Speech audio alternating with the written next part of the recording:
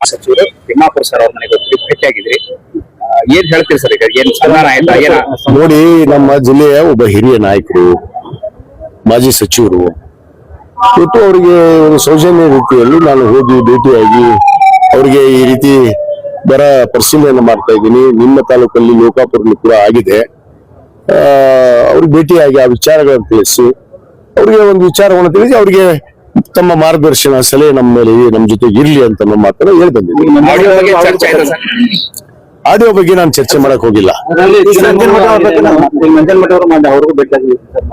ಅವ್ರನ್ನ ವಿಶ್ವಾಸ ನೋಡ್ರಿ, ನನ್ನ ಕೆಲಸ ಒಗ್ಗೂಡಿಸುವಂಥದ್ದು. ಇವತ್ತು ಈ ಜಿಲ್ಲೆಯಲ್ಲಿ ಯಾವುದೇ ಭಿನ್ನಾಭಿಪ್ರಾಯ ಇರ್ಲಾರ್ದು ಹಿಂದೆ ಏನಾದ್ರು ಆಗಿರ್ಬೋದು, ಆದ್ರೆ ಮುಂದೆ ನನ್ನ ಕಾಲದಲ್ಲಿ ಅದು ಆಗೋದಕ್ಕೆ ಬಿಡೋದಿಲ್ಲ. ಯಾವುದೇ ವಿಚಾರ ಇರ್ಬೋದು, ಸಣ್ಣ ಪುಟ್ಟ ಭಿನ್ನಾಭಿಪ್ರಾಯಗಳು ಇರ್ತವೆ, ಅವನ್ನ ಸರಿಪಡಿಸ್ಕೊಂಡು ಒಂದು ಸಬ್ಸ್ಕ್ರೈಬ್ ಮಾಡಿ ಹೇಳ್ತಾರೆ.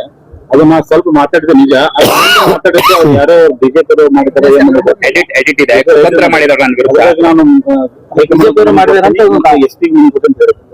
ಅಲ್ಲ, ಕೊಡ್ಲಿಲ್ಲ, ಕಂಪ್ಲೇಂಟ್ ಕೊಡ್ಲಿ ಅವರು. ಆ ರೀತಿ ಆದ್ರೆ ಅದನ್ನ ಕುಲ್ಲಂಕುಲ್ಲವಾಗಿ ನಮ್ಮ ಪೊಲೀಸ್ ವರಿಷ್ಠಾಧಿಕಾರಿಗೆ ನಾನು ಖಂಡಿತವಾಗಿ ಹೇಳ್ತೀನಿ, ಅದನ್ನ ಪರಿಶೀಲನೆ ಮಾಡೋದಕ್ಕೆ ಕಳ್ಸೋಣ.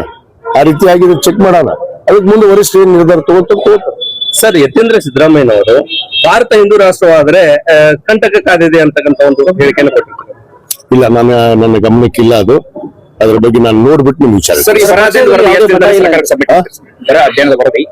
ಬಹುತೇಕ ಇನ್ನು 2 ದಿವಸದಲ್ಲಿ ನಾನು ಪೂರ್ಣ, ಇನ್ನು ನಮ್ಮ ಬಿಳಿಗಿ ಮತಕ್ಷೇತ್ರ ಒಂದು ಉಳಿದಿದೆ ಮತ್ತು ಲೋಕಾಪುರ, ಅವರು ನಾಳೆ ಹೋಗೋಣ ಅಂತ ಸನ್ಮಾನ್ಯ ಅರವಿಂದ್ ತಿಮ್ಮಾಪುರ ಹೇಳಿದ್ದಾರೆ. ಅವ್ರು ಕರ್ಕೊಂಡು ನಾಳೆ ಸ್ಥಳಿಗೆ ಭೇಟಿ ಕೊಟ್ಟು, ಮತ್ತು ಬಿಳಿಗಿ ಮತಕ್ಷೇತ್ರದ ನಮ್ಮ ಜೆ ಟಿ ಪಾಟೀಲ್ ಸಾಹೇಬರು ಕೂಡ, ಅವ್ರಿಗೂ ಕೂಡ ಹುಷಾರಿರಲಿಲ್ಲ, ಅವ್ರನ್ನೂ ಕರ್ಕೊಂಡು ನಾಳೆ 2 ಮುಗಿಸ್ಕೊಂಡು ವರದಿಯನ್ನು ನಾನು ಸರ್ಕಾರ ಸಲ್ಲಿಸ್ತೀನಿ.